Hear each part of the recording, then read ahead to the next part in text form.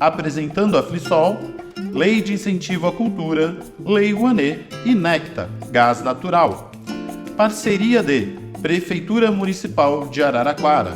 Apoio SESI, SESC, SENAC, Unesp, Uniara, Instituto Federal de São Paulo, Academia Araraquarense de Letras, EPTV, EPFM, Droga Vem, Paraty Mobilidade, Casa do Saci e Hotel Municipal.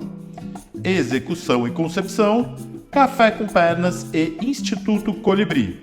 Realização, Secretaria de Cultura, Governo do Estado de São Paulo, Ministério da Cultura, Governo Federal. Flisol, literatura que nasce para todas e todos.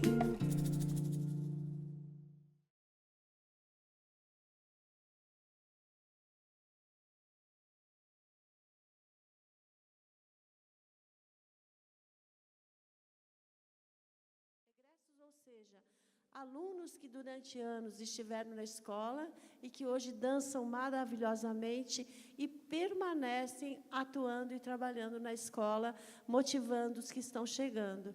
Então, realmente, é um trabalho emocionante. Eles saíram do palco, mas eles ainda estão aqui no ladinho. Uma salva de palmas para os professores e alunos e alunas e egressos da Escola Municipal Iracema Nogueira. A gente sabe da importância das políticas públicas. Acabou de chegar a vereadora Fabi Virgílio. Você está aí, Fabi Virgílio?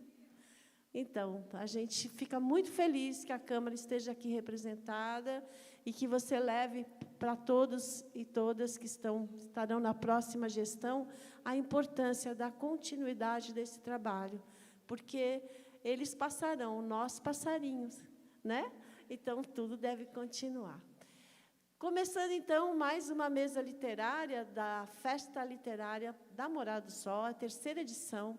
Nós iniciamos em 2022 com um desafio, que era fazer uma festa com a identidade cultural de São Paulo, do interior paulista, dessa região toda, né? Cada um tem o seu perfil, a sua forma de ser. E esse festival está ficando cada vez mais bonito e mais forte, porque a gente tem pessoas importantes também da região que estão participando com a gente. E uma dessas pessoas, ele vai mediar essa mesa. Eu vou chamar ao palco o querido Casimiro Pascoal da Silva. Venha, fotógrafo, artista, ativista, atua também na faculdade, na USP, em vários projetos. Se eu falar muito, a gente vai ficar só conversando sobre o Casimiro. Vai dar uma mesa, não é? Então, bem-vindo, Casimiro, a casa é sua. Bom, eu quero agradecer. Eu tinha pensado, inicialmente, não agradecer no início, dado o desafio que me foi incumbido, de ter que ler esses autores jovens que perturbam a mente, que perturbam o coração da gente. Eu tive que ler, em 4 dias, 4 livros, e essa leitura fez com que eu mergulhasse também no passado. Fundamentalmente, o que esses autores escrevem é fazer com que a gente mergulhe no passado e reconstrua as nossas memórias. E eu não vou adiantar minha fala, porque eu gosto de falar muito, mas quem tem que falar mais são os autores. Mas, ao longo do percurso da nossa conversa, eu vou inserindo algumas informações que são importantes. E como a memória é o centro de todas as escritas que nós vamos discutir aqui, eu quero iniciar essa minha fala, porque muito recente eu estive aqui nesse palco, na festa da Academia de Letras de Araraquara. Nós trouxemos nosso coral afro e nós trouxemos uma autora do primeiro Cadernos Negros, que é um projeto do movimento negro, cuja Djamila tem alguns exemplos lá fora, e essa pessoa chama-se Celinha. E nós viemos aqui nesse palco fazer parte da festa maravilhosa que também foi da Academia de Letras.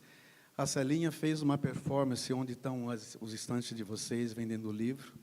Nós viemos aqui, nós cantamos, isso foi num sábado.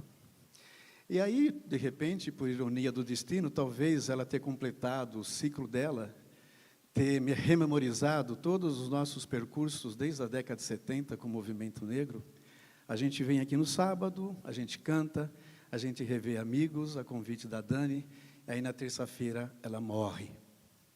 Então são explicações, porque o centro tonal, digamos assim, da vida também desses autores, todos passam por essa questão da morte. Mas além da morte, a gente tem que primeiro rememorar a vida, né? Engajá-los, esses jovens que estão nos assistindo e esses jovens escritores.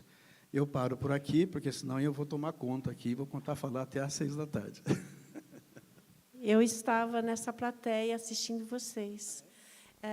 Como militante também da arte e da cultura, a gente costuma dizer, né, que a paz, o amor, a arte e a cultura permaneça em nós e entre nós. Uma salva de palmas, então, para a companheira que fez a passagem dela.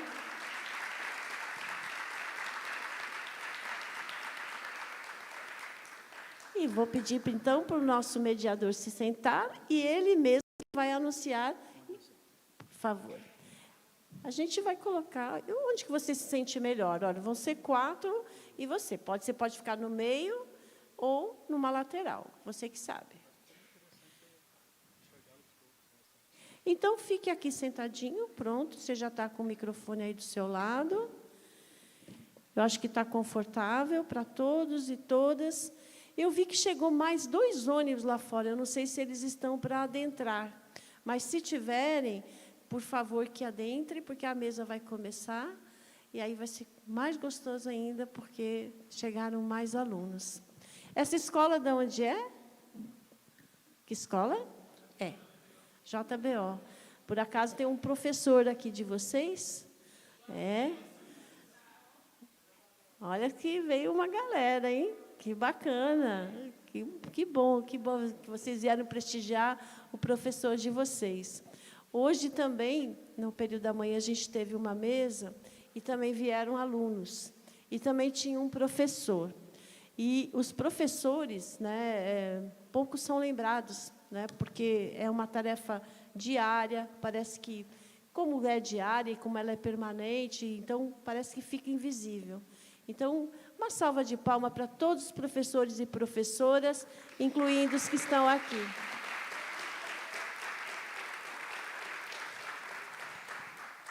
Podemos começar a mesa? Eles estão entrando ou não? Os alunos.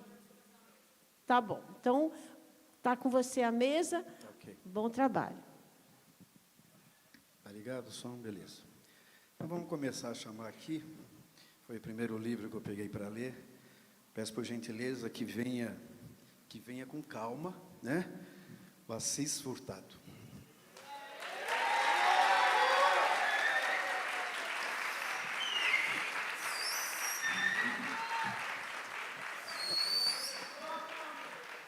Só que o volume de palma tem que ser para todos, hein? Não pode ser privilegiado. Todos escrevem para todos, todos igualmente têm que receber o mesmo aplauso. Terra vista, ora pois, JK Caramuru, please.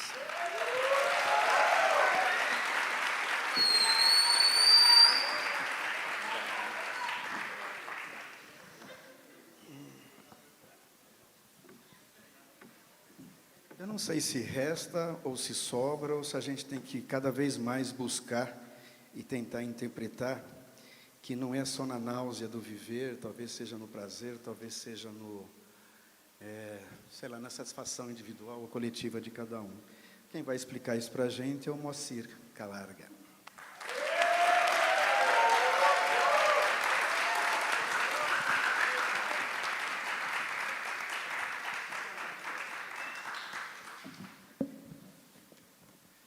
Nós não estamos em nenhum templo religioso, nenhuma das vertentes católicas ou evangélicas, talvez estejamos no espaço do Quilombo, numa senzala, né?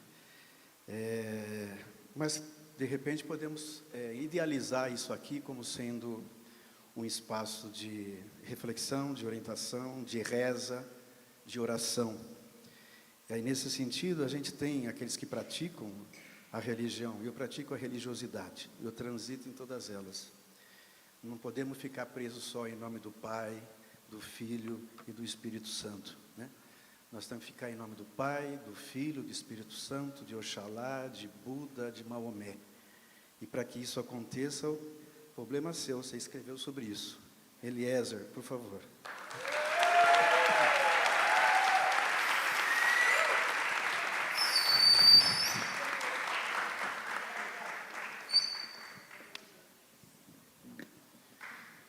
Foi mera coincidência, viu? Não é porque ele é negão, eu deixei por último. Eu coloquei aleatoriamente aqui os livros e fui chamando, tá bom? Não foi nada combinado, não. Bom, vamos começar então o nosso desafio. Ao fazer a leitura desses 4 autores, eu fico sempre pensando assim, né? Por que as pessoas escrevem?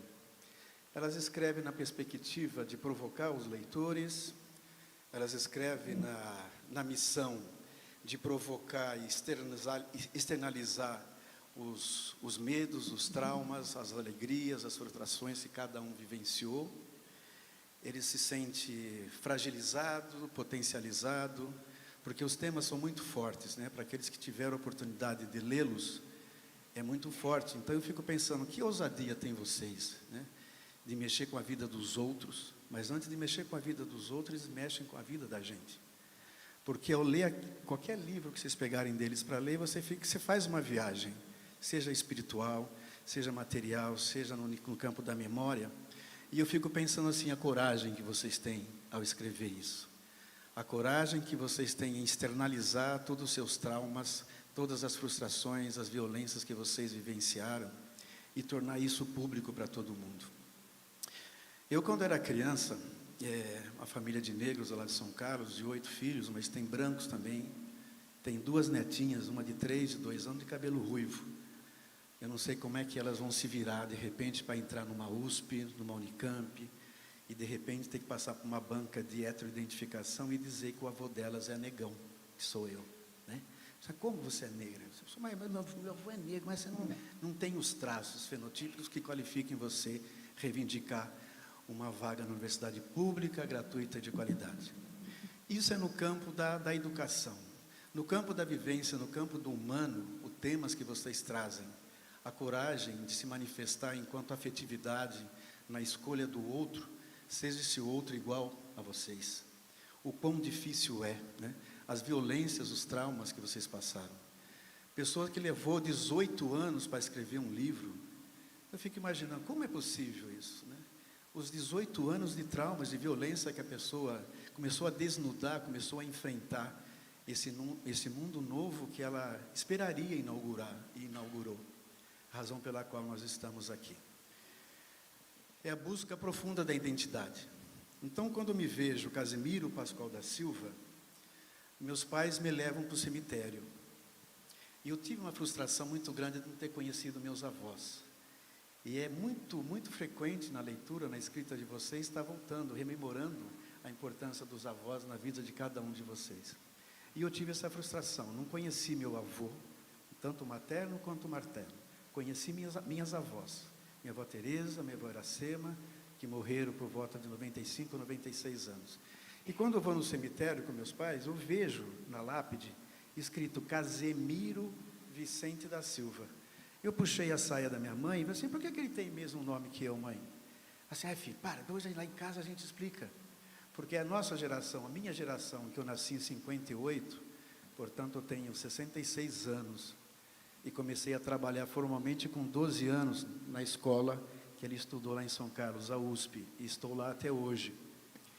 E esse passado foi construindo, as pessoas me identificavam como negro, simplesmente memorizando, trazendo outras figuras ícones no mundo, no Brasil, tipo Pelé, seja qualquer outras pessoas, me chamavam, Pelé, eu não sou Pelé, sou Casimiro. Mas sem você ter a consciência, sem essa consciência, porque me chamam de Pelé? Não identificava porque eu era negro e ele estava me associando à cor da minha pele, essa figura ícone que foi, não só no Brasil, mas no mundo, importante. Então a pergunta assim, quem que é Casimiro?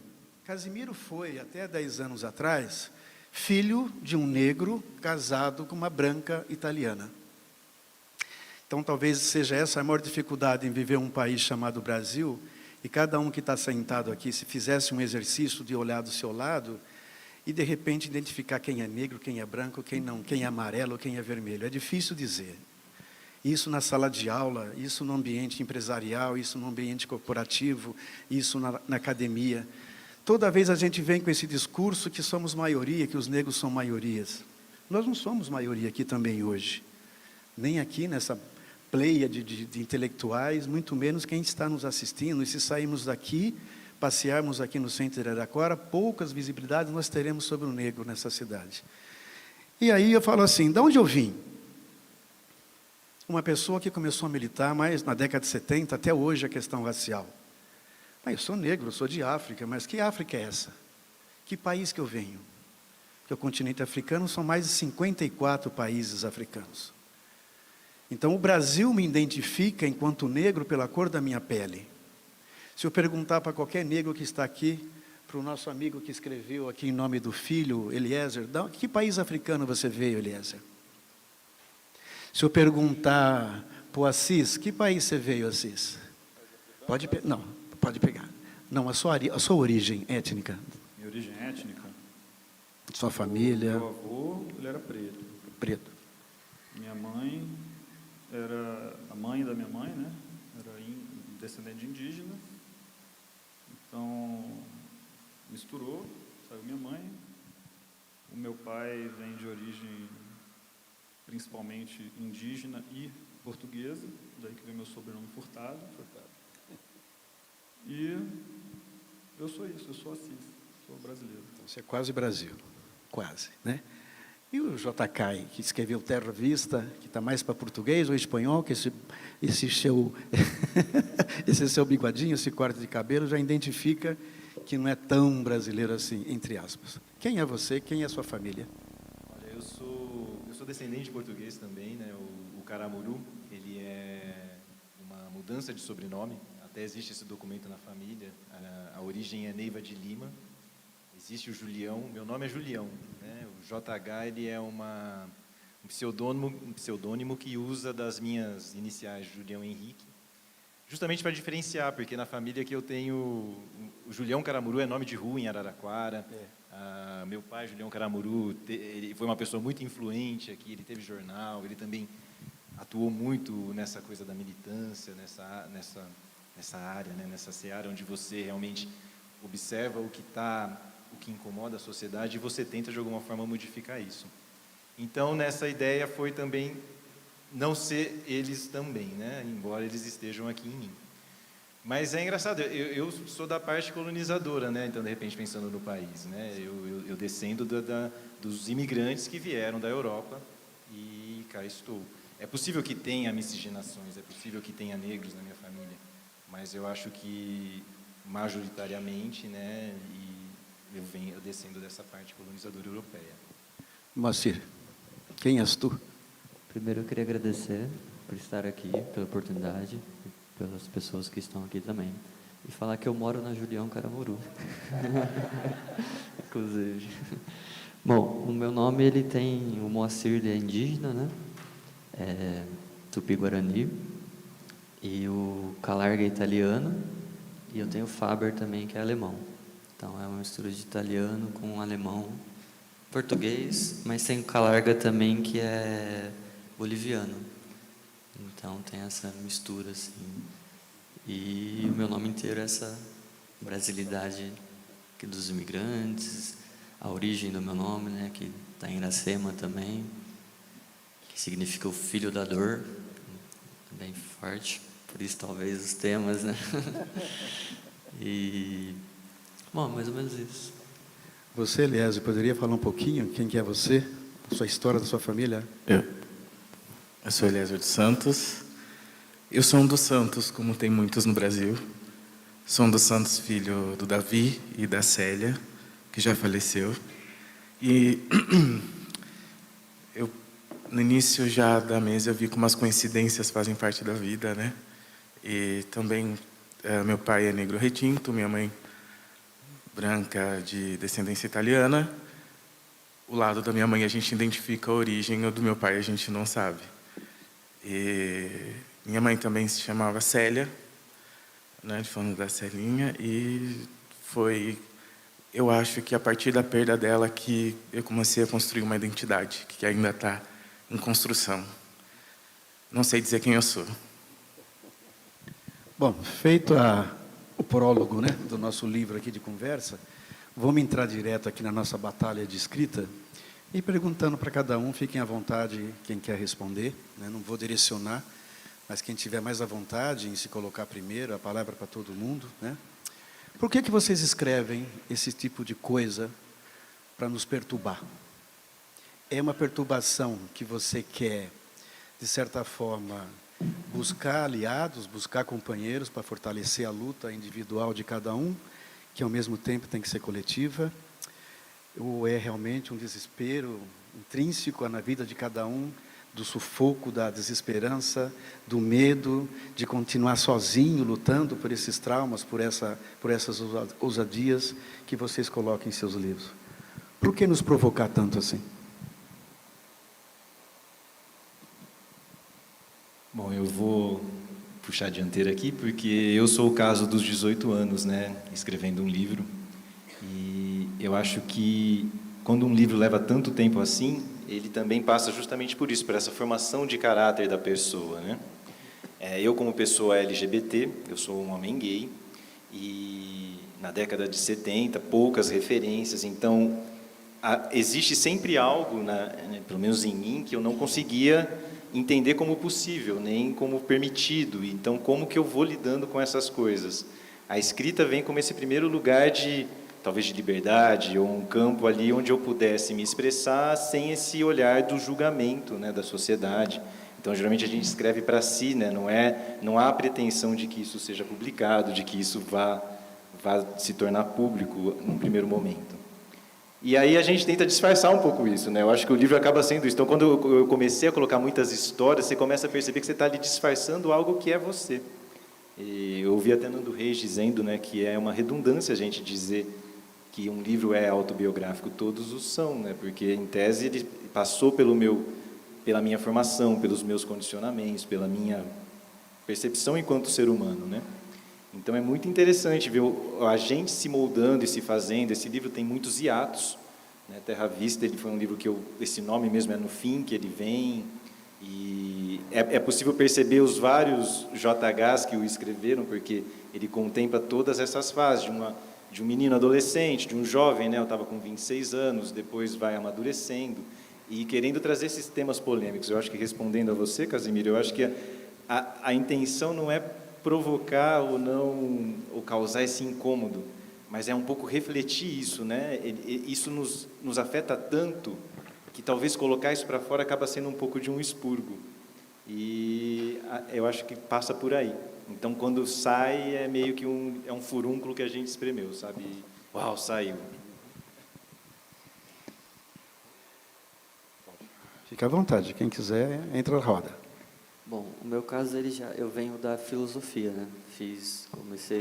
Iniciei filosofia na UFSCar, e eu tive contato muito novo, né, com a filosofia, no 7º ano, e eu me apaixonei pela filosofia e fui atrás, comecei a ler bastante filosofia. Os professores incentivavam bastante, né, porque é difícil alguém na cidade gostar de filosofia. E aí o mito da caverna sempre me chamou muita atenção, né, de Platão, que vou resumir ele rapidinho para quem não conhece. Tem um grupo que vive numa caverna, tem uma fogueira que reflete as sombras do mundo real na parede, e as pessoas estão acorrentadas só olhando aquilo.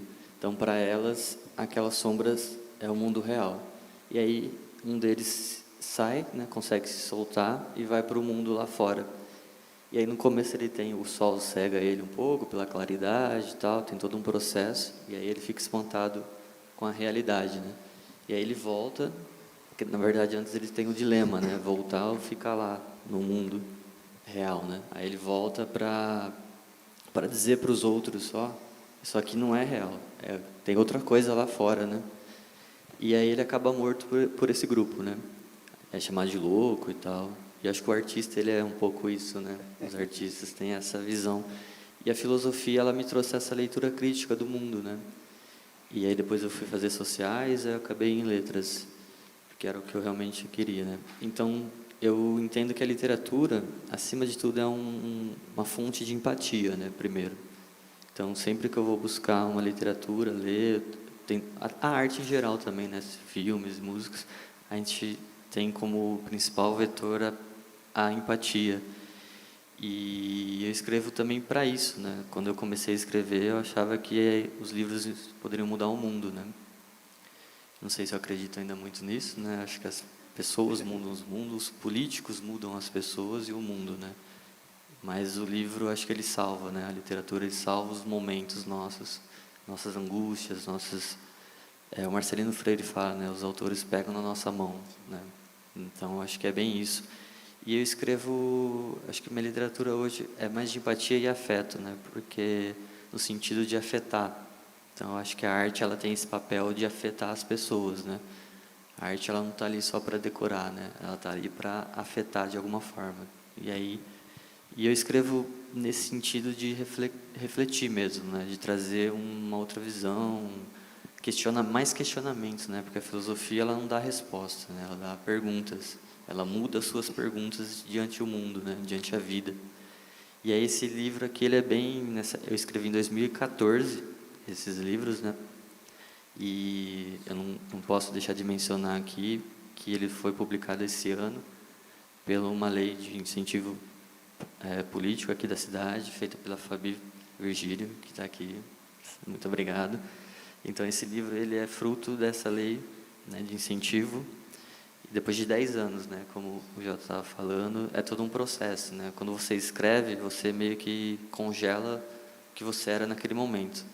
Aí, depois de 10 anos, você já é outro, né? Você foi afetado pelo mundo, foi afetado pela vida. E aí, quando você volta, é um sentimento, né? É diferente. E nessa época eu gostava muito do existencialismo, né? De Sartre e do absurdismo de Camus. Então, o livro ele é bem existencialista com essa pegada. E o título ele vem dessa náusea, né? Do Sartre mesmo. E com essa ideia, mais ou menos isso. Sua vez, Eliezer. Eu fiz letras até o 3º ano, na Unesp aqui em Araraquara. Depois, no estágio, eu acabei trabalhando com crianças pequenas. Resolvi deixar letras e fui ser professor de educação infantil. Mas meu encantamento com a literatura vem desde muito pequeno. Minha mãe é a grande referência da minha vida nesse sentido, porque ela lia aqueles livros, não sei se vocês lembram, eram umas coleções de uns romances, Júlia, Sabrina, e ela passava horas a fio lendo e me comprava gibis e os livros que eu gostava, então sempre tive muito, desde cedo um contato com a literatura. Fui fazer letras, fui a primeira pessoa da minha família a entrar numa universidade pública em 2011. E meu livro reúne poemas desde a adolescência até... Estou com 33 anos, até os meus 27 anos. Né? Então, é uma trajetória ali que eu chaveei, coloquei um tema, mandei para uma editora e falei, isso é um livro. Porque eu escrevo coisas que provocam, eu acho que as coisas me provocam antes de eu escrevê-las. Né? Eu acho que eu me sinto provocado por todas as vivências, todas as experiências, os traumas, as coisas boas, as não tanto. Eu acho que elas me provocam e a escrita me possibilita provocar de volta, ou questionar, pelo menos, por que é assim, por que eu estou me sentindo assim, tentando encontrar um sentido, algum significado para as coisas. E também não me sentir sozinho, né? Porque quando você sabe que você é lido, que você compartilha aquelas coisas, dá um certo alívio. Quando alguém fala, poxa, eu gostei do que você escreveu, eu entendi o que você quis dizer, eu já senti isso, eu acho que a solidão diminui. Então, acho que eu escrevo para provocar de volta. O Caramuru não foi tão simples assim, entender o que ele... Né? Não vou dar spoiler aqui, as pessoas vão ter que comprar, né? Terra Vista aqui, os demais, para poder buscar na profundidade esses traumas todos vividos por eles. Posso só fazer uma Deve. A fala de Eliezer me identifiquei muito, né? Eu também tenho a minha mãe com uma figura importantíssima aí na minha leitura, né? No meu incentivo à minha leitura. E essa coisa do reflexo daquilo que deve se refletir na leitura de outra pessoa e a pessoa se reconhecer, eu acho que me identifiquei muito com o que você disse. Mas eu, falando de por que eu faço, também quando você falou essa coisa das coisas te provocarem para depois, isso, eu também faço minhas palavras aí do Eliezer. Mas, sendo sucinto aí a resposta da questão que foi colocada, eu escrevo numa tentativa de capturar o tempo. Eu vejo que o tempo passa, então quando eu vou fazer o registro da letra no papel, assim, é uma tentativa de capturar aquilo. No mais, acho que faço minhas as palavras da Eliezer, assim, me identifiquei muito com sua fala, viu? Muito obrigado. Bom, aproveitando essa juventude toda que está aqui, vocês levaram 10 anos para escrever, o outro 18 para formatar um livro, talvez seja esse ato agora de talvez esperançar esses jovens que estão aqui, de não perder essa oportunidade, né, dos starts que acontecem na vida da gente. Vocês mais jovens que estão em sala de aula, seja uma relação afetiva que vai para começar, eu acho que esse exemplo dessas pessoas que estão aqui é, digamos assim, desbravador no sentido de não impedi-los a refrear as emoções que você tem. As afetividades que estão ainda em processo de construção identitária de cada um de vocês, seja branco, seja negro, seja mulher, seja homem, ou seja, aquilo que a pessoa quer sejar, tá certo? Então, eu acho que a vinda de vocês aqui, a ouvir esses autores, até a possibilidade de adquirir o material da escrita que eles produziram, é nesse sentido do encorajamento. O mundo não está fácil, mas eles possibilitaram algumas facilidades para todos nós, né? Trazendo a história de vida de cada um, trazendo as violências vividas por cada um, os medos e as frustrações. Então, acho que o maior legado nesse encontro que nós estamos reproduzindo aqui, é espelhar nesse legado, nessa vida, desse desafio, desse sofrimento individual que cada um teve e que materializou nessas folhas, nessas escritas, né? Nesse fazer escrever, nesse fazer construir uma nova vida, nesse fazer construir uma nova humanidade. Porque quando eu pego aqui algumas reflexões que eu fiz, anotações do Resta Minha Náusea, e eu falo assim, não estamos todos nós, de repente, sendo cínicos, levianos, em querer viver um mundo, né? Esse mundo que está sem sentido para todo mundo, né? Esse sentido da humanidade. E as pessoas têm que vir a público, abrir o coração, desvendar a sua vida, desvendar as suas afetividades, para nos encorajar a enfrentar esse mundo que está aí colocado para a gente, que pouco se importa com o ser humano, né? A gente liga a televisão, são só violências, são guerras, são projetos ideológicos que distanciam cada vez mais desse resgate da humanidade, do respeito para com o outro. Então, talvez vocês, jovens que estão aqui, é importante vocês desafiarem mesmo esses medos que estão contidos ainda em vocês, que estão fazendo colegial, estão no 2º grau. Que demore 20, que demore 15, que demore mais de 18 anos, mas registrem as perturbações, sejam elas alegres, sejam elas tristes. Comecem a escrever. Não desperdicem essa oportunidade, seja na alegria, seja na tristeza, seja na perda de um amigo, seja na perda da mãe, do pai, do tio. Porque como mãe também é muito frequente na escrita de vocês, eu estou passando um processo de luto muito forte. Porque minha mãe foi uma pessoa muito presente na minha vida, em todos os sentidos. Na formação, no atletismo, na música, ela que me encaminhava para a música, para fazer as aulas, saía de um bairro distante de São Carlos, atravessava a cidade para ter aula lá com os amigos do meu pai, que não tinha condições de comprar um instrumento. Eu sou saxofonista e eu tenho um projeto de banda de jazz lá em São Carlos, e eu quero tocar, E eu fui conseguir comprar meu saxofone com 44 anos de idade. Comecei a estudar música com 5. Então, acho que talvez a minha escrita musical demorou muito mais tempo do que vocês. Mas eu nunca desisti do meu sonho. E minha mãe me presenteou também de uma forma assim muito linda, muito bonita, que é o 2º parto, que é o 3º parto, da violência, da alegria. A minha mãe resolveu fazer uma surpresinha para mim. Há 2 anos, ela faleceu no dia do meu aniversário. Dia 26 de junho, há 2 anos atrás. E aí, o que eu tenho que fazer? A gente tem que buscar solidariedade, tem que buscar ombros, tem que buscar amigos para compartilhar e entender essa perda.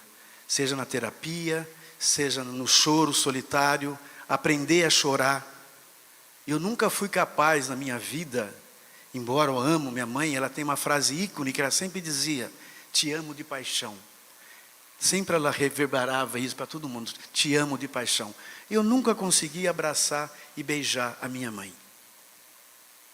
Não por falta de não amá-la intensamente, profundamente, mas talvez por não ter essa oportunidade e essa coragem da dificuldade que principalmente nós, preto, pobre, ou branco, seja qual for, de ter e construir esse espaço, né, geracional que foi tão difícil, década de 70, ditadura, violência, não tinha diálogo. Eu não tinha diálogo da forma que hoje todos nós temos, e com essas pautas que vocês enfrentam, né, para falar sobre a diversidade, para falar sobre o racismo. Na rua da casa que eu morava, no bairro Vila Pureza, tinha uma pessoa que não era homossexual, que não era transexual. Porque naquela época, quando se falava de viado, parecia que era algo que contaminava, você não podia chegar perto. Você tornaria um igual sendo amigo ou conversando com essa pessoa. Então perceber todo esse ciclo, toda essa trajetória, todos esses partos que foram necessários ser feitos, ser refeitos, todo esse amor de mãe, esse amor de vô distanciado, todos aqueles presentes da bicicleta que nós gostaríamos de ter e de repente nossos avós nos surpreendem, né, com uma bicicletinha escondidinha lá em cima, coisa que o meu pai também fez. E essa bicicleta até hoje numa oficina para ser recuperada. Tem mais de 50 anos, o primeiro presente que eu ganhei do meu pai. Então vocês jovens que estão aqui, e nós que já passamos essa fase um pouquinho, embora sejamos também jovens, que sempre nos buscar exemplos, né, dessa ousadia que vocês nos inauguram ao publicar essa escrita tão maravilhosa que vocês nos provocam. E para falar um pouquinho, entrar um pouquinho na seara dessas poesias, eu vou ler um poeminha aqui da Celinha, que nos deixou recentemente. Cadernos Negros, número 1. Né? Deixa eu baixar aqui. Peço um pouquinho de calma. Eu também fico nervoso. Eu estou aqui, vocês acham que eu estou calmo? Não estou, não. Estou nervoso pra caramba. Antes, essa tá aqui. Eu também sou um pouquinho poeta.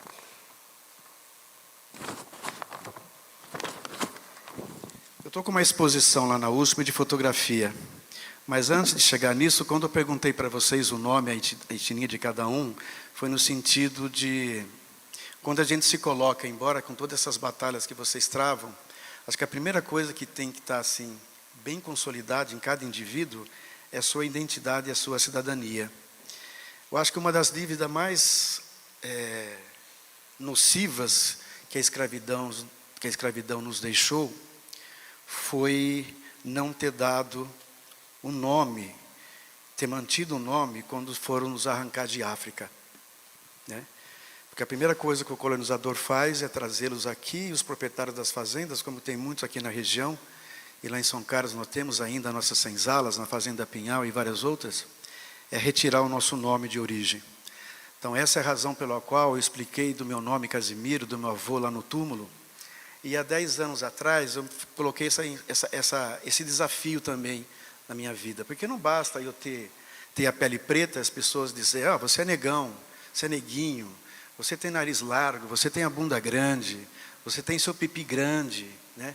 Porque eu vejo um negro assumir a sua homossexualidade, o quão difícil é você desconstruir, você destruir essa barreira da sexualidade negra africana. Nós não temos esse direito de ser homossexuais, né? Porque a própria história da humanidade sempre colocou o negro como o viril, a pessoa que tem que trabalhar à noite a fio, na condição de escravo, reprodutor africano, que a gente sempre vê na literatura da história do negro nesse país, negro reprodutor, aquele negro que fez 50, 60 filhos, né, produzindo máquinas para a produção na emergência do capitalismo, aí, que acabou em 88 aqui no Brasil, enfim. Então o que eu tive que fazer? Eu tive que buscar meu nome. Porque até então eu fiz a mesma pergunta: quem que eu sou nesse mundo? Embora carregando a cor da pele preta no meu corpo, quem que eu sou? Eu sou africano, mas de onde? De qual país africano? E para isso, para responder à curiosidade da outra escritora que está lá fora, que não está aqui na mesa, mas eu disse para ela que eu ia explicar por que do Lumbandanga. Eu fui para Angola, eu fui para a África. Eu fui para a África, tenho os amigos africanos, tenho sobrinha que mora lá, e eu construí um projeto de vida para resgatar minha identidade. E eu fui para uma aldeia africana e fui buscar um nome.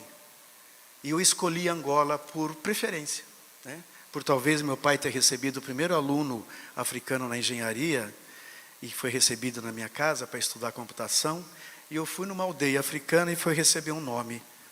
E ao chegar nessa aldeia, os Sobas, que são as pessoas mais velhas, autoridades africanas nessa aldeia, me presenteou dando o nome de Lumbandanga. Então hoje meu nome é Casimiro Pascoal, entre aspas, Lumbandanga da Silva. E depois eu explico por quê e qual o seu significado, né? Dessa razão da existência. Que embora estendo pautada toda essa luta que eles travam, não mais hoje sozinho, não mais nós negros sozinhos, não mais nós mulheres sozinhos, nem mais nós todos e todas e todos sozinhos, mas precisamos amplificar isso, né? É necessário que as pessoas que estejam aqui, que conhecem a história de vida de cada um, que faça isso com uma ação militante todo santo dia, que ao ver uma criança, um jovem negro no farol, pegando dinheirinho para fumar seu crack ou para comprar o seu corote, que ali está um exemplo nítido de não cidadania. Ao ver uma criança, uma jovem adolescente vendendo o seu corpo, não é que ela queira fazer isso. Ao ver um amigo homossexual, seja ele negro ou negra, abraça essa pessoa, não distancie essa pessoa, isso não é contaminoso. Isso não torna você homossexual, isso não torna você negro, abraçando um negro, amando uma pessoa negra, ou amando um outro homossexual negro. Abraça essa pessoa. Aprenda a amar, aprenda a desconstruir esse mundo que quer, a cada dia, a cada momento, nos distanciar do nosso ser. Esse ser humano que é intrínseco a todos nós, tá bom? Me incomoda, né? Haja emoção.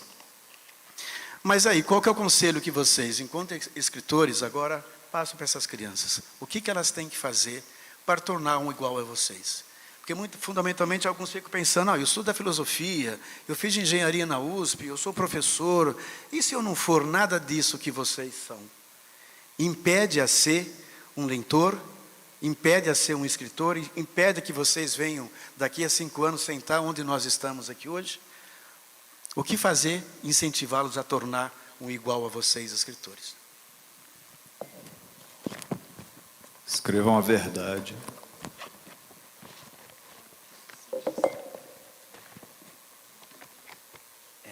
Eu tive a oportunidade, há 2 semanas atrás, de participar da Festa Literária de Itacaré. Eu também moro em Itacaré, no sul da Bahia. Na verdade, hoje eu moro mais lá do que aqui. Aqui eu passo mais o inverno chuvoso de lá. E lá eu tive a oportunidade de participar da mesa de escritores locais numa igreja, dentro da igreja de São Miguel, que é o padroeiro da cidade, e uma igreja repleta de estudantes também.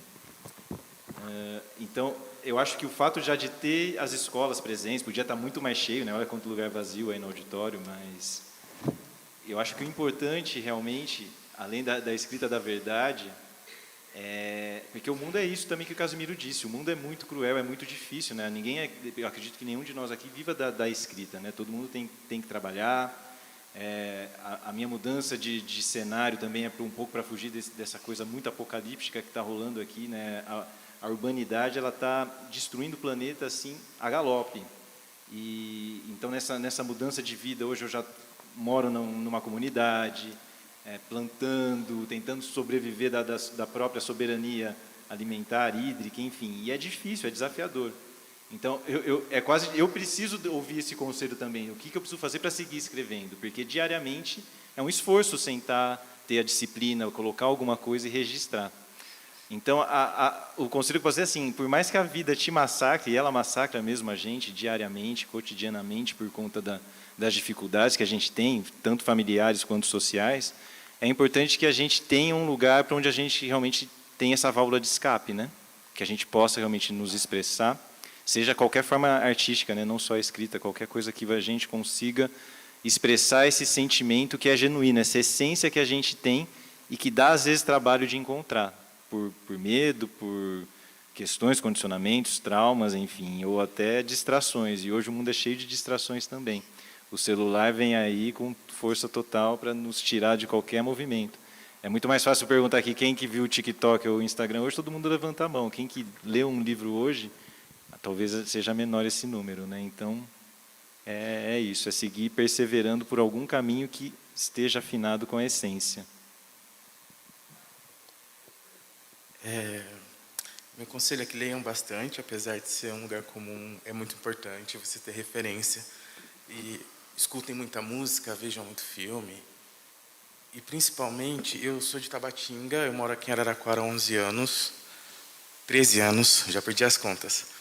E Tabatinga, quando eu morava lá, era uma cidade sem muita estrutura, sem muita valorização artística. Quando eu venho para Araraquara e me deparo com uma cidade com 2 grandes universidades públicas, com 2, 3 teatros que funcionam ativamente, com espetáculos acontecendo o tempo todo, com o SESI, o SESC, oportunizando eventos gratuitos, eu me senti muito privilegiado. Assim, eu estou num lugar que eu posso aproveitar, muitas das vezes gratuitamente, coisas que eu não tinha acesso antes. Então, o meu conselho é: tenham consciência política de que essa estrutura precisa ser mantida. Araraquara precisa continuar sendo esse polo cultural. Vocês, como os estudantes de Araraquara, eleitores de Araraquara, consciência no voto.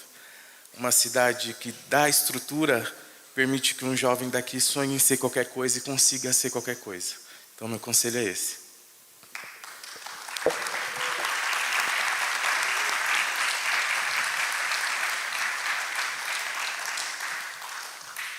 É bem isso mesmo. E por estar com a juventude e ter falado aqui do grande desafio que é fazer com que meu neto leia um livro que fica nesse celular, nesse TikTok, eu vou ler uma poesia aqui e eu quero que vocês digam para mim quem a escreveu.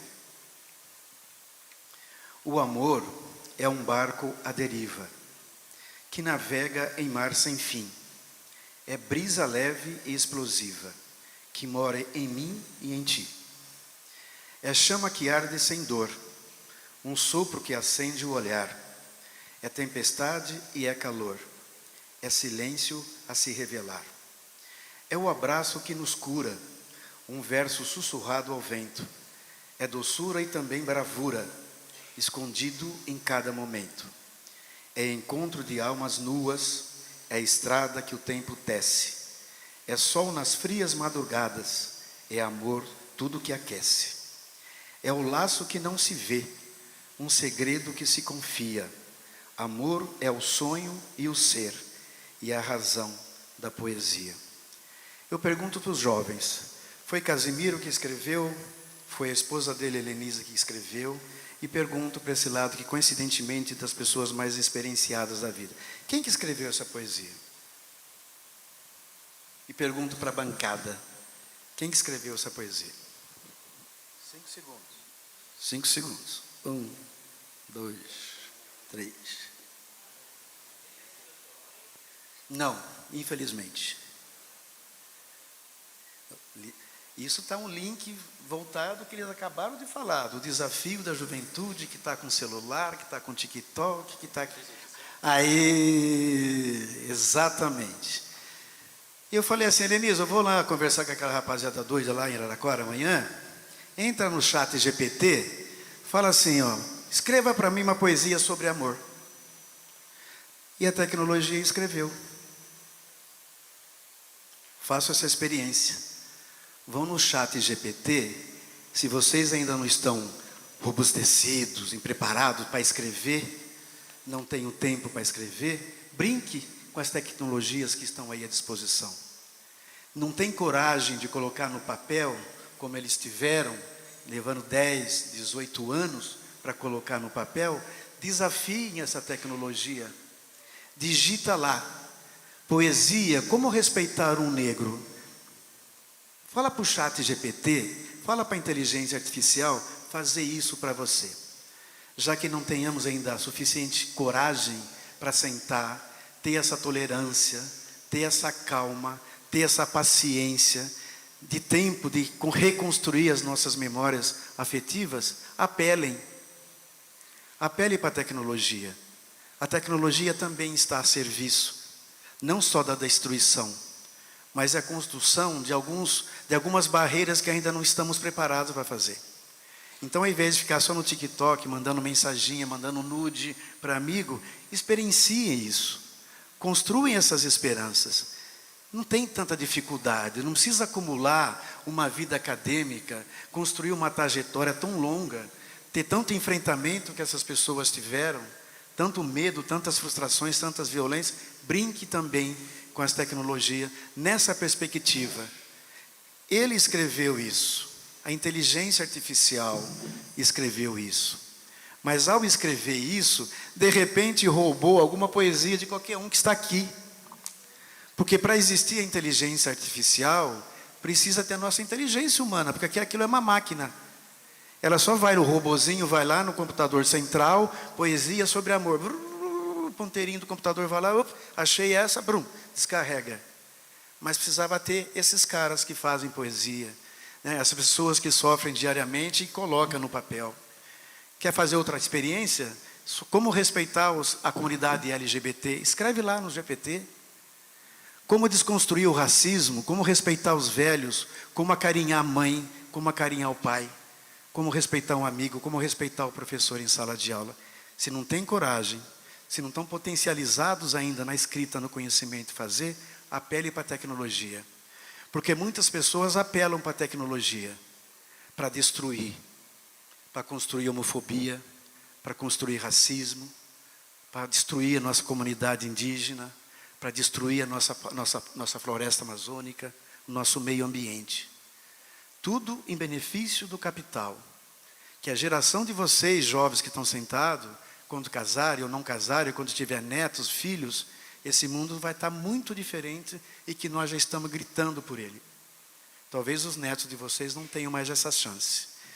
Eu não sei o tempo que nós temos ainda. Se pode abrir para algumas pessoas fazer algumas colocações. Isso.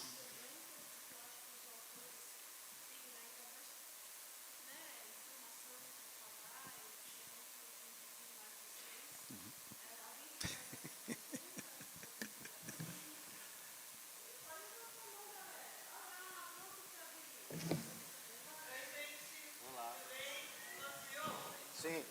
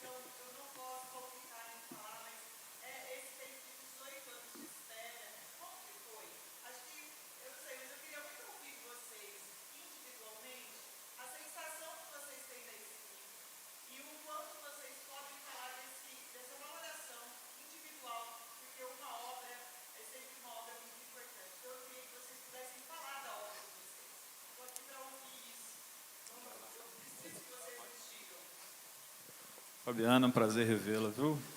Muito contente. Obrigado pela pergunta. Escrever para mim é um sofrimento. Não passo bem. Eu passei muito tempo. Tem um conto do meu livro que eu fiquei 30 anos para escrever. Chama Florida.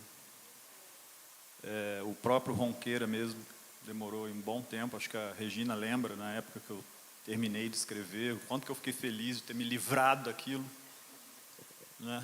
Então, escrever para mim é muito sofrido. Como eu disse, eu escrevo porque eu quero capturar o tempo, né? O tempo se vai e eu penso às vezes que tudo que tinha para ser dito já foi dito, tudo que tinha para ser escrito já foi escrito. Então, eu vou retrabalhar de novo os velhos motivos. Entre tantos motivos, eu escolho o amor, a morte, a perda da inocência, a descoberta de que você perdeu alguma coisa muito valiosa quando é tarde demais, né? o amadurecimento. São esses os temas que eu gosto de... Que eu gosto não, né? Porque isso me faz sofrer, mas que acabam chegando na ponta da minha caneta Bic. Então, obrigado pela pergunta.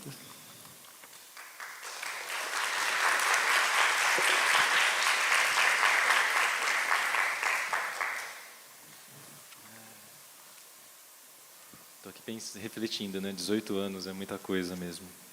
Mas eu acho que as sensações, as emoções, elas não escapam muito, né? Não são sempre muito parecidas, né?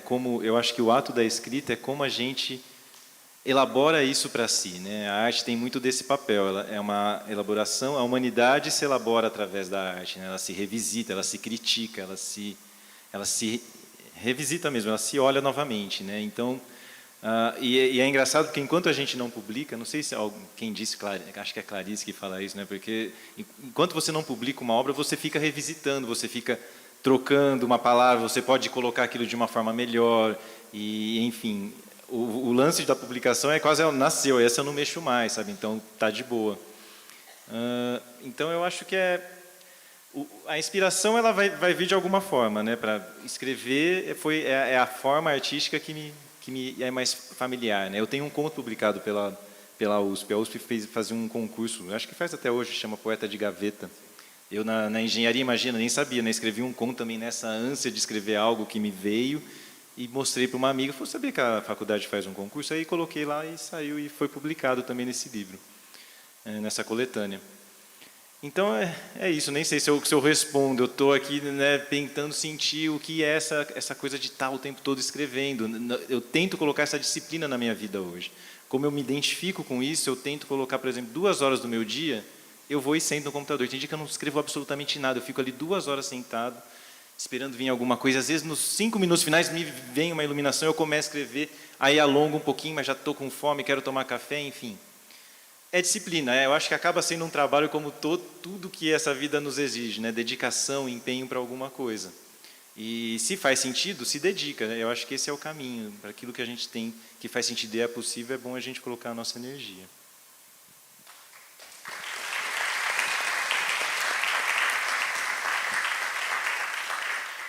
Bom, eu comecei a escrever muito cedo, estava no colegial, segundo colegial, 2007, tinha 16 anos mais ou menos, e como eu falei, por causa da filosofia, né?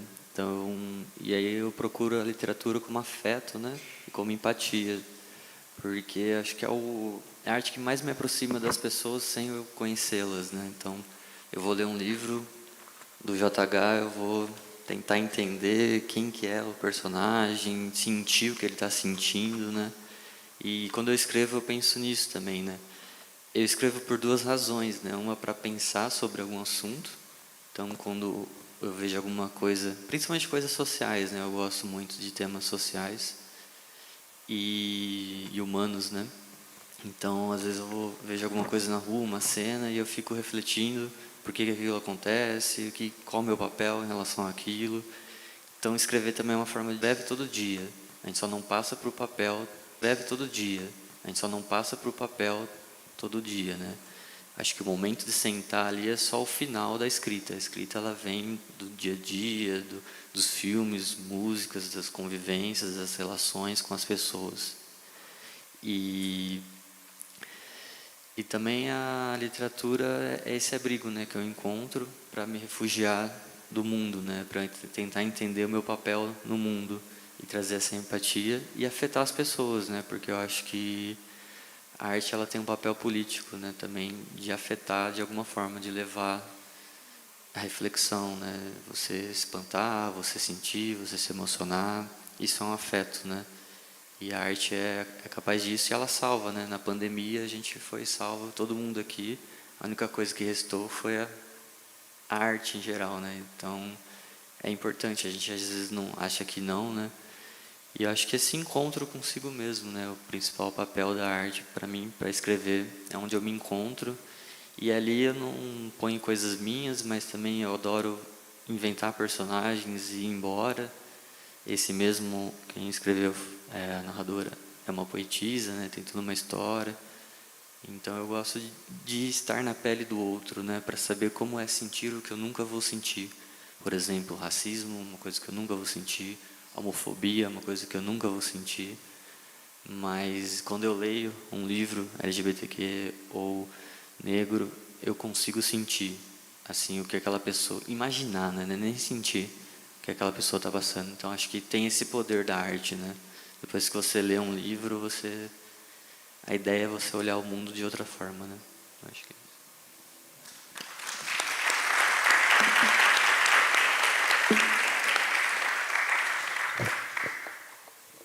Oi, Fabi, obrigado por estar aqui. Fabi, esse livro ele nasceu de financiamento coletivo.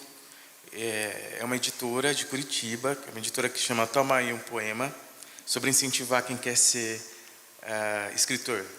@Toma Aí um Poema no Instagram. Eles estão agora, hoje, até dia 25 de dezembro, se não me engano, com um chamamento aberto. Você manda o seu manuscrito, o que você tiver, tem uma lá explicando certinho. E a produção do livro é por financiamento coletivo. Então é uma vaquinha. Você manda para os seus amigos, você manda para os seus familiares, para os seus colegas, e tem uma determinada quantia para você atingir. Atingindo essa quantia, o livro é produzido e você recebe esse livro sem custo. Você não precisa pagar para a editora para produzir o livro. A Fabi é uma das pessoas que ajudou esse livro a existir, contribuindo na pré-venda dele. Obrigado. Estou aqui também por sua causa. E tantas outras pessoas que também estão aqui, minha amiga Gabriela, Carlos, que me ajudaram. Como eu estava dizendo, eu acho que eu escrevo porque a vida me provoca. E eu quero provocar a vida de volta, eu quero provocar as pessoas de volta, me provocar de volta, né?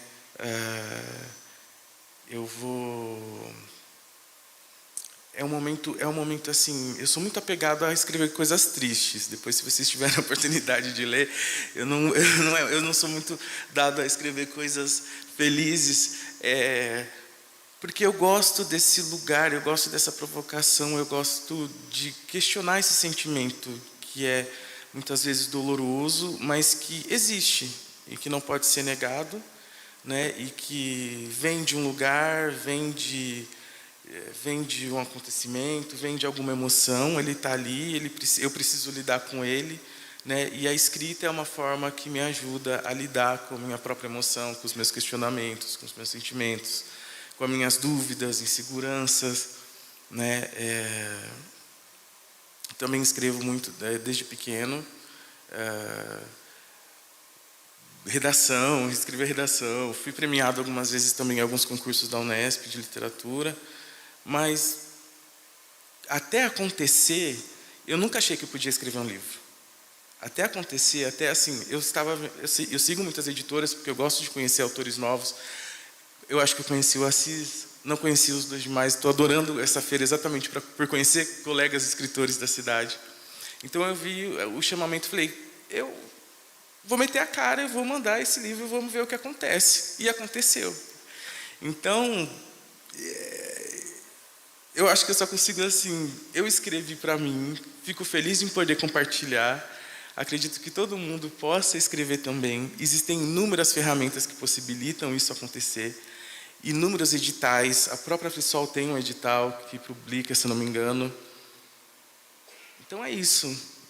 Eu escrevo para provocar, para me provocar, para provocar todo mundo. Sintam-se provocados e vão lá e compram meu livro. Que só tem 6, viu, gente? Então corre.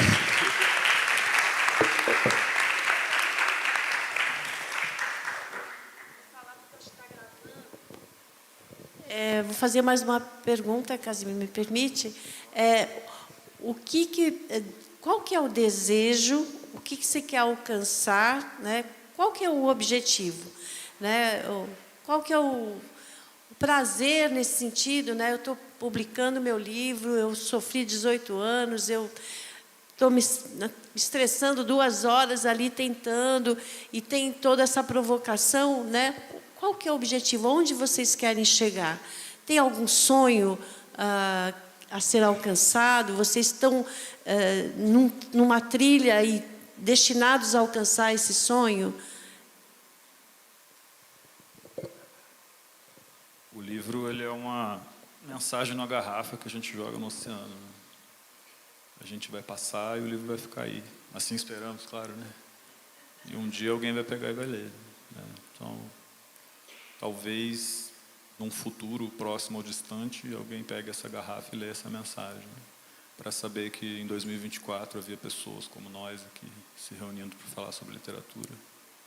Ou para saber que um dia, em 2024, alguém sofreu por preconceito, por racismo, por xenofobia, por homofobia, por tantas fobias que tem aí. Talvez num futuro onde as pessoas tenham menos medo dos outros, tenham menos fobias, as pessoas possam se impressionar e falar assim, olha, naquela época aquelas pessoas eram tão miseráveis. Por que a gente ainda é assim? Então, talvez isso, né? Então... É um sonho, um desejo de... Não, na verdade, isso não é um sonho, não. Eu estou pensando aqui o que poderia ser. Acho que poderia ser isso. Meu sonho mesmo, acho que é me livrar daquelas histórias que me davam pesadelos, sabe? Então, assim, que nem quando eu terminei de escrever o Ronqueira, o conto Ronqueira, que chamava Severino, agora eu lembrei, na época chamava Severino, eu mudei o título, né? Para ninguém ficar achando que é Morte e Vida Severina, assim, pus um título mais condizente, que é Ronqueira. Ronqueira é uma arma de fogo caseira que você faz no seu quintal, assim. Foi mais para isso, para tirar aquilo de dentro de mim, né? Então, de repente, essa dor opressiva, alguém poderia se reconhecer nela, como Oliesia disse, né? Mas não que isso seja um sonho. Aconteceu. No meu caso, aconteceu.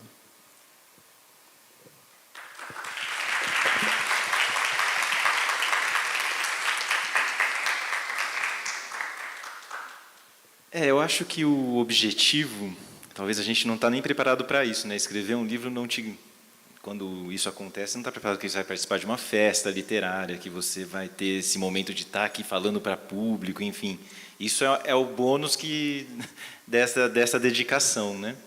Mas eu acho que o objetivo, Bernadette, acho que é manifestar realmente, é um pouco do que todo mundo está dizendo, sabe? Eu acho que é manifestar esse tempo, o registro desse tempo. A arte tem esse papel, né? Então, que no futuro as pessoas realmente, ao olhar essas obras, elas identifiquem esse tempo como coisas que aconteciam, coisas boas, coisas ruins, né? Geralmente a gente vai para as tristezas, né? Elas são mais presentes, porque acaba sendo essa denúncia, né, do tempo que a gente viveu. E a aspiração é que isso sirva para realmente para a gente sonhar um mundo melhor, né, um mundo possível lá na frente. Então, eu acho que a arte tem esse papel também de escrachar o grotesco para que, de repente, a gente germine ali alguma coisa mais bonita para o futuro.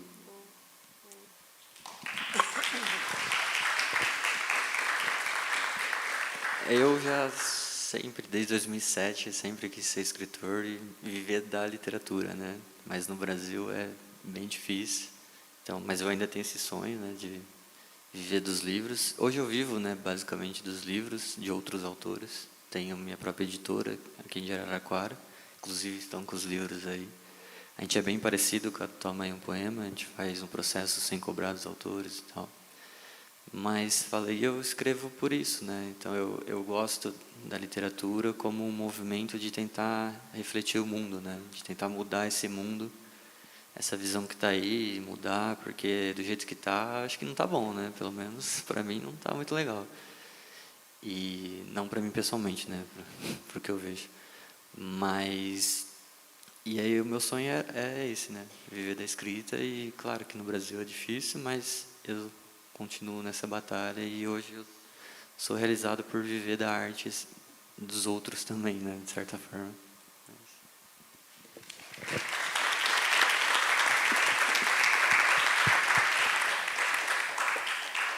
Eu vou responder, eu acho que falando um pouquinho do meu livro.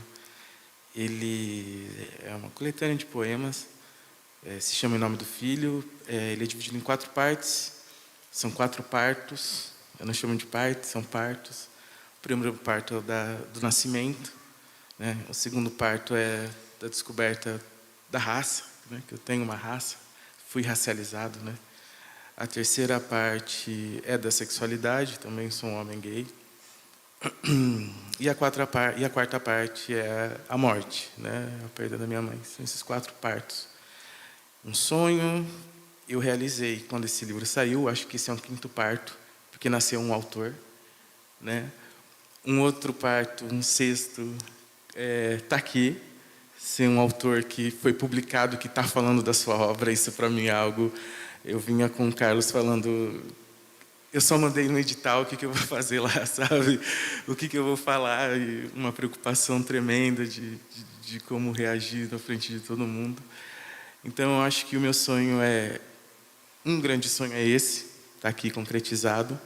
O próximo é, quem sabe, conseguir fazer outro, publicar outro. Sonhar que um evento desse se repita no próximo ano e nos próximos 4 anos. Que todos possam estar aqui e cada vez mais gente esteja aqui multiplicando essa arte tão linda que é a literatura. Esse é meu sonho.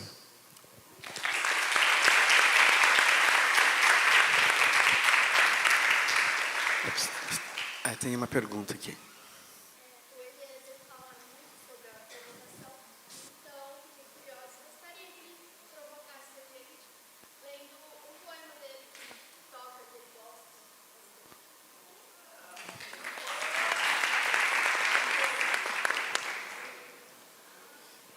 Eu deixei separado aqui porque eu gosto muito. Eu falei, se surgir a oportunidade, eu vou ler ele. Obrigado por ser a oportunidade.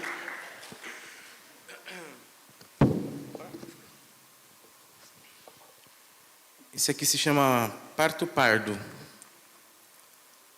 Quando eu era do tamanho de um sonho, nem pequeno demais que não conseguia ser visto, nem grande demais para que fosse perdido no mundo, olhei-me no espelho e vi, pela primeira vez: pai, por que dizem que você é preto?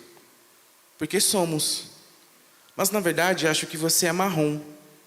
Ele, meio rindo, meio irritado, respondeu: você também.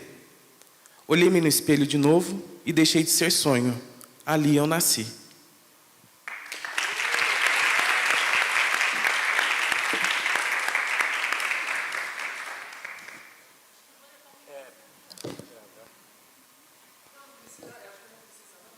Mas não está gravando? Está gravando. Então seria a pergunta.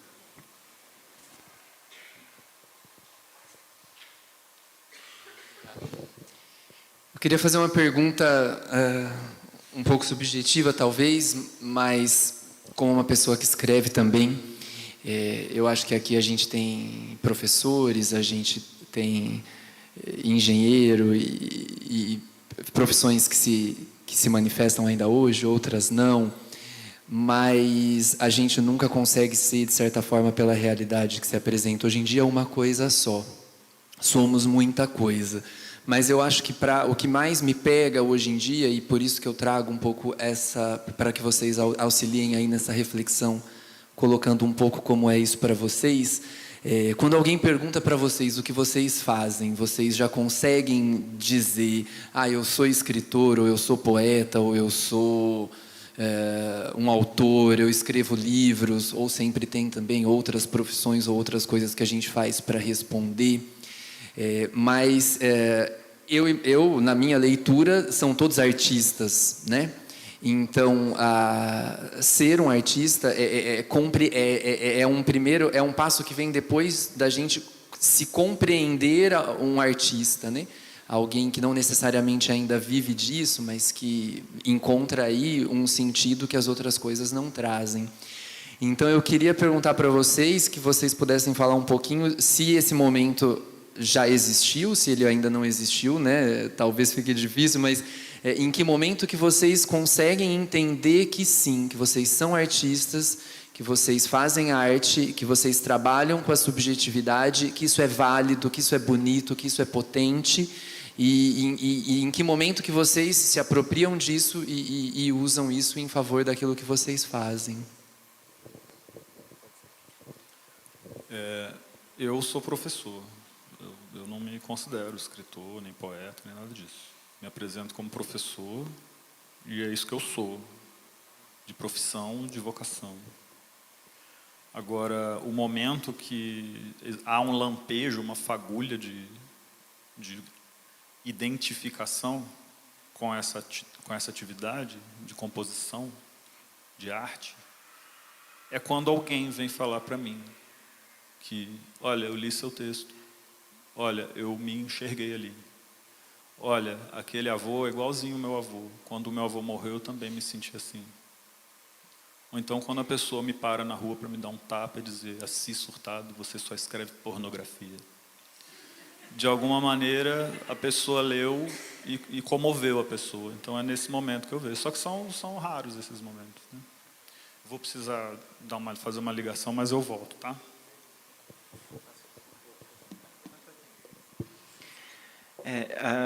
É engraçado porque como a gente vive numa sociedade capitalista, né, essa coisa do fazer está muito associada ao que nos dá um retorno financeiro, né? Então até costumo brincar, né? Hoje eu sou padeiro, porque o que me dá dinheiro é fazer pão. Né?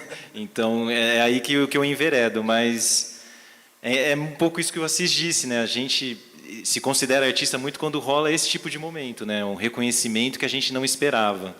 É importante, eu acho, até para que a gente siga motivado e perpetuando nessa vereda aí, mas é um caminho, é um processo. A gente tem que desconstruir muita coisa, né, para entender. Eu não sei como quem já está ali na frente, ou então é isso, se espelhar em quem já deu as primeiras facãozadas para a gente seguir atrás, mas é por aí.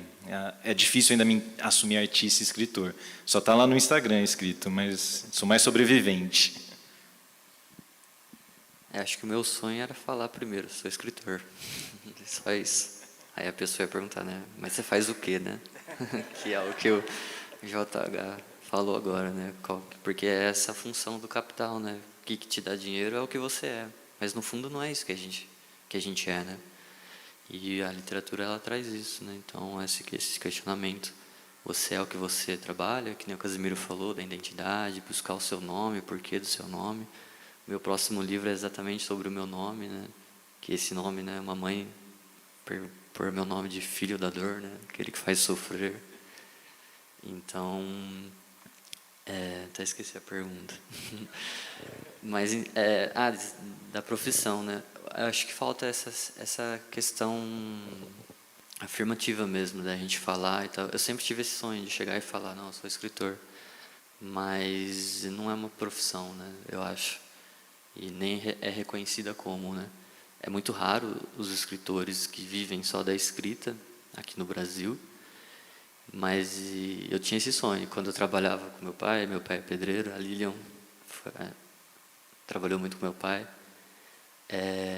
fui telemarketing, e nessas horas eu falava, eu sou escritor. Mas hoje não, hoje eu falo que eu sou editor mesmo. Ainda falta essa afirmação, né, da gente... Mas para esses questionamentos, né? E eu me sinto um escritor quando alguém vem e fala, nossa, eu li seu livro. Aí sim eu me sinto escritor. Fora isso, não. Mas é isso.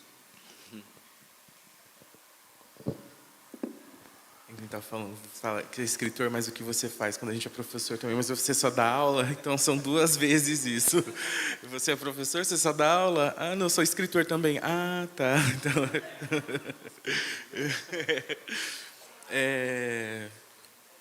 eu ainda não consigo me ver como um escritor profissional. Nesse sentido, como os colegas estavam dizendo, não sei se é possível se dizer um escritor profissional no Brasil. Além dessa questão toda do capital e dessa questão produtiva mesmo, né? Porque tudo é muito... O meu processo editorial e de publicação foi tudo muito, até quase meio artesanal, e é difícil o livro chegar nos lugares, nas pessoas, então não dá para falar assim, essa é a minha profissão, vou viver disso, porque tem todo um sistema, uma estrutura anteriores que dificultam um pouco isso. Então, volto a dizer, por isso que a importância de um evento como esse, em que esses autores conseguem vir falar um pouco da sua obra, divulgar um pouco da sua obra, né? E uma outra face que eu sinto bastante, principalmente depois de ter publicado o primeiro livro, é uma insegurança tremenda de que eu jamais vou conseguir escrever de novo, que não vai sair um segundo livro. Está em processo, eu estou escrevendo um segundo livro de poesias, mas eu olho e falo assim, não, o primeiro está melhor, então tem isso também para superar. A gente já está com o nosso tempo, né, esgotando, tem o ônibus para levar a turma e tal. É que a semana passada a gente fez uma mesa literária no Senac e eram 3 jovens, e um deles, que é o Lidos, tem um lampejo, que você escuta alguém falar, que se identificou. Então, foi um prazer de ter sido lido, né? Que a garrafa chegue em alguém, que alguém leia, né? E que isso mexa com essa pessoa. Então, o desejo de ser lido, isso é muito claro. Cada um falou de uma forma, mas não é para ficar na gaveta, né? É para ser lido. E ser muito lido, por que não, né? E isso é muito bom. A Djamila ontem falou coisas aqui incríveis, que ela penou muito para chegar onde está. Ela fazia mais de 170 eventos para poder divulgar um trabalho independente que ela lançou, né, e tudo. Então, é batalha mesmo para todo mundo, mas que todo mundo quer ser lido, e porque tem recados a dar. A gente é humano, né? Isso faz parte de nós. Quero agradecer muito, Casimiro, você ter vindo aqui de São Carlos, né, para a gente conviver um pouco contigo, né, com o seu pensamento, com a sua força. Muito obrigada, obrigada de coração também aos 4 autores, que sejam muito lidos, esse é o meu desejo para vocês, né? E que os jovens não só busquem, né, a tal da inteligência, eu brigo muito com essa tal de inteligência artificial, mas que vocês também leiam muitos livros, e tem vários, né, autores nacionais, internacionais, leiam muito. Né? Isso faz vocês gostarem mais de conhecer vidas novas, novos horizontes, novos lugares, e abre a cabeça para a gente ter, cada um de vocês, o pensamento de vocês, o discernimento de vocês, o querer de vocês, não do que o outro quer, porque jogou um fake news, ou porque a campanha de um ou de outro é melhor ou pior, entendeu? É o desejo de vocês, de uma vida digna, democrática, feliz para cada um de vocês e de nós. Amém. Axé, Oxalá. Felicidade para todos. Deixa eu só comentar Fala aí. encerrar aqui. Eu estava com muita angústia, com muita preocupação em estar vindo aqui e mediar essa mesa. Mas é assim, eu acho que o contato com o outro, essa última fala aqui de cada um, eu acho que é o resumo, né, para vocês jovens que estão aqui, para buscar e trilhar esse caminho. Vamos supor que nós estivéssemos numa sala, num clube chique, onde todos esses escritores estivessem e eles não falassem essa última fala. Olha, eu sou professor, eu não sou escritor, eu não estou aqui preocupado se eu vou ganhar dinheiro ou não. Sabe, se alguém me colocar na rua, encontrar na rua e falar, li seu livro, beleza. Isso aqui formou na USP. A USP é tida como uma escola da elite. Se você entrar naquela USP lá onde eu estou, só vai ver muito negro lá em função do Enem, do SISU, das cotas. Aquela é uma escola de elite branca, tá certo? Mas é padeiro, foi buscar a realização dele fazendo pão, tá certo? O outro lá, se ele se limitasse a dizer, eu formei na Federal, sou filósofo, isso já espantaria, não é?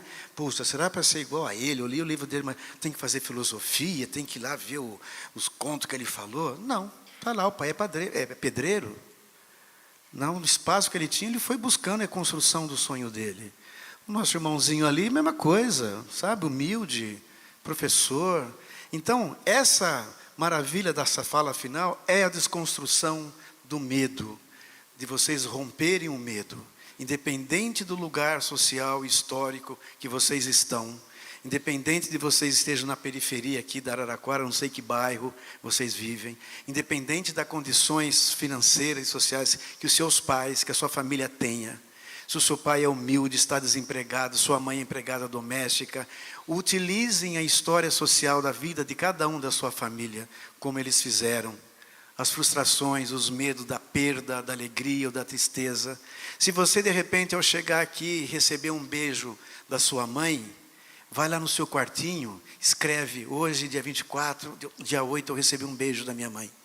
E, de repente, daqui a 10, 18 ou 30 anos, esse beijo pode estar aqui sentado e você reproduzindo essa história. É isso que eles estão fazendo, tá certo? Então, eu fico muito feliz, né, de ter participado dessa troca, dessa experiência, que as frustrações, que os medos, que as violências, que cada um daqui passou, eu também passei e continuo passando. Então, vir aqui participar desse processo, eu saio mais que fortalecido, mais que engajado, né? porque aos 66 anos eu tenho a idade de vocês com 15, 16. Eu só paro minha luta, eu só paro essa minha angústia de querer um mundo melhor, um humano melhor, quando a minha vida material acabar.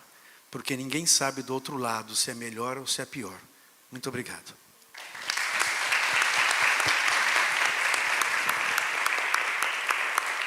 O Eliezer vai dar um livro, não é isso?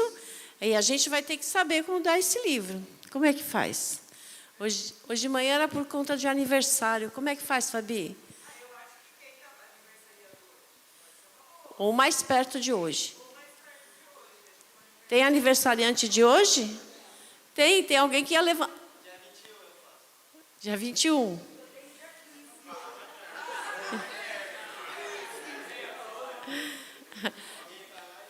Ó, 21, 15.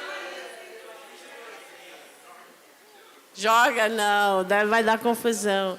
Então, o mais 15 está mais perto. Tudo bem? Ela é 15. Ele levantou. E agora ele levantou.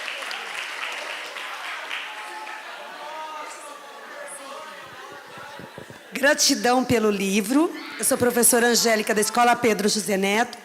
E esse livro, eu pertenço à sala de leitura, tá? Que infelizmente o nosso governo do Estado de São Paulo e o nosso secretário da Educação vai fechar a partir do ano que vem o projeto de pasta.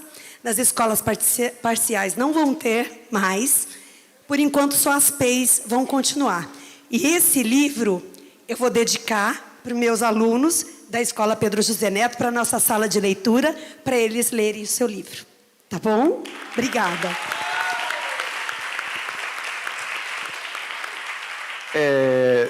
Eliezer, eu vou te dar isso de presente. E aí eu queria que você explicasse o porquê que eu estou te dando uma flor roxa. Deixa aqui na mesa e te dar um abraço. Para quem não sabe, nós somos casados. Por que a flor roxa? Meu livro eu sou muito inspirado pela Adélia Prado, que fala do pé de saudade roxa. E minha mãe também gostava muito de orquídeas. Eu tenho uma orquídea tatuada com o nome dela aqui no braço. Posso? Pode. Vamos encerrar com essa poesia. E é um diálogo com com o poema da Adélia Prado. Hoje eu entendo o nome, ou outro poema esquisito. Me dói a cabeça quando dá meia-noite. Dor de colo de mãe, de tetê. Me dói a cabeça feito água gelada demais e não tem aquela segurança que fica depois do corredor escuro da casa de 4 cômodos. Quando me doía a cabeça antes, eu era rei, príncipe, ela era rainha, princesa, condão e aconchego. Tudo que não cabe num poema, mas cabe no abraço. Li, dorme, fio. Tá tudo bem. Me dói a cabeça e não ouço aquela voz de meia cura. Só mais um beijo na testa e nem doeria mais. Dói a cabeça e só pude ver o pé de saudade roxa. Quando me dói demais, aos 27 a cabeça, leio o poema esquisito. Me lembro de Adélia, me lembro mais ainda da Célia.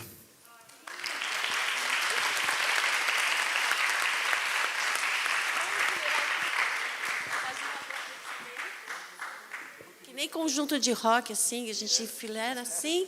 Ó, por favor, as fotos. 1, 2, 3, baixa agora. 1, 2, 3. Uhul! Viva a literatura! Os poetas, autores e autoras, muito obrigada. E os leitores, leiam!